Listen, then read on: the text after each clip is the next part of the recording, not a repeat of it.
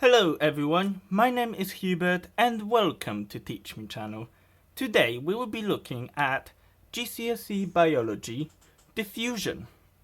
This is a pretty simple concept, but it's used in a lot of biology. It actually is used to explain a lot of other concepts in biology. So this is quite an important one to learn. But don't worry, I will take you through all of it, and I will show you everything you need to know about diffusion for GCSE biology. So, without further ado, let's get started. Now, what is diffusion? Diffusion is to do with gases and solutions, where we dissolve stuff in a solution, and diffusion is a process whereby particles of a certain type go from a place where they're highly concentrated to a place where their concentration is lower. They sort of spread out and even out their concentration. They move from area of high concentration of that particular particle to area of low concentration of that particular particle. I will show you what I mean exactly. It's probably the best way to show it is on pictures. So, let's imagine we have a perfume here, and you spray that perfume. So, the moment that you spray that perfume, you have a bunch of perfume particles, and they are all bunched up here in the area of high concentration. Okay, and then here we have air particles, and the concentration of perfume particles is low here. Basically, we have no perfume particles here, so the concentration is incredibly low. And here we have lots of perfume particles, so the concentration is high. And those particles, because particles have energy, in gases and solutions, particles are allowed to move about freely, like so. They can move about, and because they move about, and these guys move about as well. So because they move about, they tend to move away from each other. The same particles here will tend to move away from each other. They will move towards this side eventually. They will sort of move about randomly, but eventually they will sort of start moving about to this side. And that's the whole concept of diffusion, because it's movement of particles from high concentration to area of low concentration. So at the beginning we have something like this, and then at the end we have something like this. They spread themselves out. They move into that area of low concentrations, and we end up with sort of areas of a similar concentration at the very end of that diffusion. And that's why perfumes work, because particles are able to diffuse, and then they're able to spread that smell. Otherwise perfumes just wouldn't work, because the perfume particles would sort of stay around the area where the perfume was sprayed, and they wouldn't go anywhere. But thanks to diffusion, perfumes work. Okay. So that's the basic concept. Particles move from high concentration to low concentration to spread themselves out and to even out their concentrations in all of the surrounding areas. Now, how can we affect that? How can we make particles diffuse faster? Well, there are two ways to do this. First way to do this is we can add more particles. So if we have more particles, we spray simply more perfume. If we have more particles, then they are all moving away from each other. So we basically flood the air with more particles. There's more of them, so they diffuse faster. Simple as that. They all move about, and they all start moving away from each other, and they diffuse faster. They diffuse to the area where there is lots of air and few perfume particles. So from high concentration to low. They diffuse, and they diffuse faster because there is more of them to begin with. So here, every time we may get, say, one particle jumping over, here we can get 2-3 particles jumping over at any given time. So the rate here will be faster. The rate of diffusion will be faster if we have more particles. Another way we can increase the rate of diffusion, make it faster, is by heating up the area. We can heat up the room, and then by heating up the room. Essentially, what heating up the room means, we give particles in the air and in the perfume, we give those particles more energy. And that's important, because if we're giving particles more energy, I'll put it down here, they start moving about much more. So they all start moving about a lot, they shake a lot, and they all move about much more, and so do air particles, they also are affected. So everything starts moving about much faster. So the whole process of diffusion happens faster. These particles are able to move across much faster because they got more energy, they're just moving about. And that allows them to diffuse faster than in this situation where we have cold temperature. So that's how diffusion works. That's the basic concept of diffusion, and that's how it works. But what about biology? Because this, I just explained this using perfume, but what about biology? How does it happen in biology? Well, I'm gonna show you.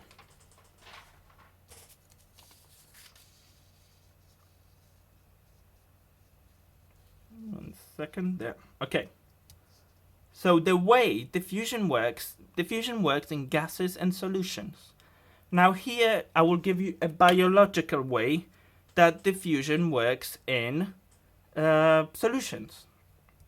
So here we have a cell membrane, here we have inside,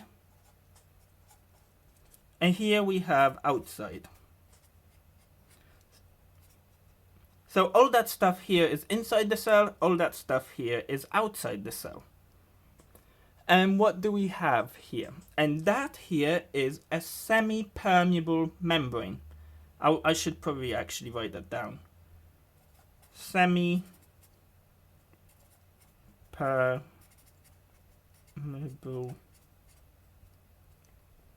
membrane.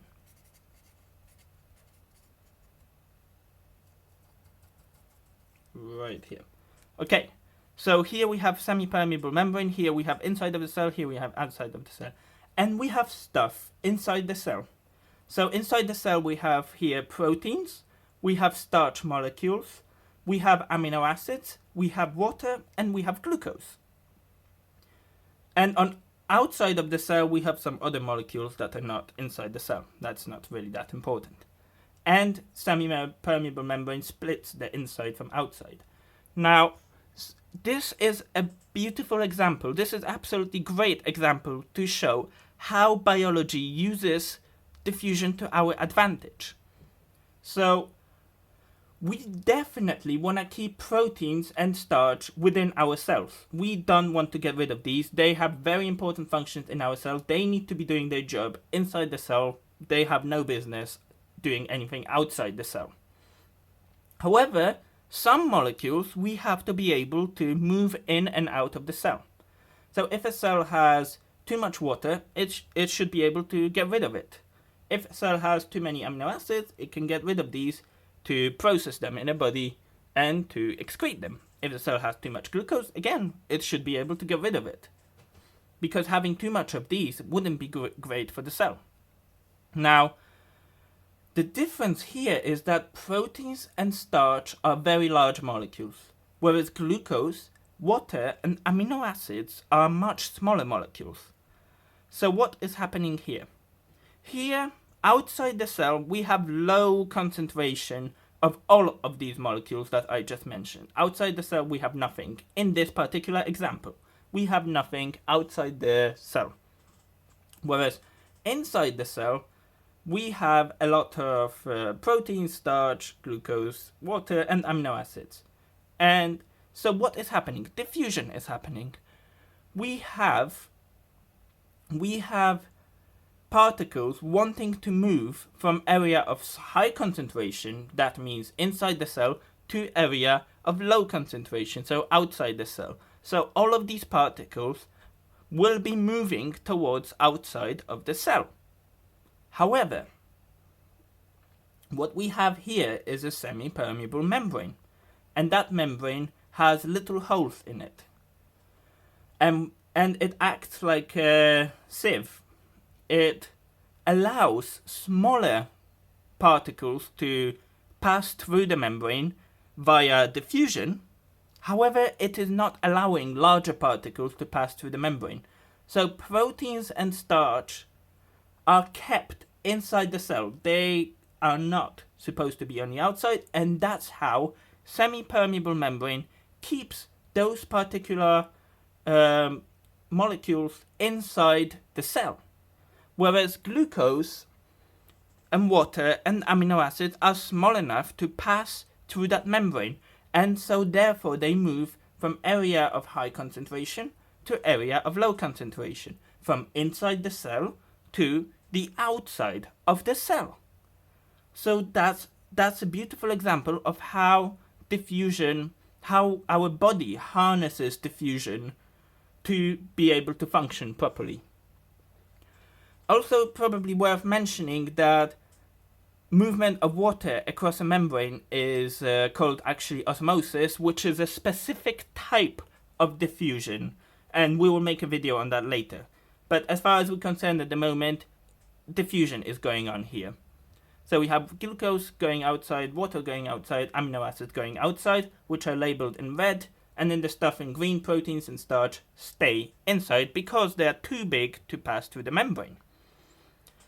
How can we change that stuff here? How can we make them diffuse faster, slower? How can we mess about with this stuff? Well, we can mess about with this stuff in a similar way as before. We can add more molecules, we can heat them up, just as before, but there is one more additional way that we can affect the rate of diffusion across that membrane. We can change the size of that membrane, the surface area of the semi-permeable membrane. So here I drew like a little illustration. So we have a bottle, and then we have semi-permeable membrane only across the neck of the bottle. And that makes a bottleneck, essentially. That slows down the passage of the molecules across the membrane. That slows down the diffusion, because diffusion cannot happen across the entire bottle. It can only happen across very small part of that bottle. So it literally gives you that bottleneck effect. Conversely, if we have a cell here that has a semi-permeable membrane all around the cell with a very high surface area, then the diffusion happens way faster. If we have a bigger cell with a higher surface area for the same amount of molecules, it will happen even faster. So we can mess about with the rate of diffusion by increasing or decreasing the surface area of the semi-permeable membrane in cells. Okay, so this is it for today. I hope this video helped you understand a bit more about diffusion. I hope this helped you immensely. If it helped you, give me a thumbs up. If you want to stay up to date on daily maths, science and biomedical science videos, smash that subscribe button below. And thank you very much for watching. I really appreciate when you guys watch my videos. Thank you very much and see you next time.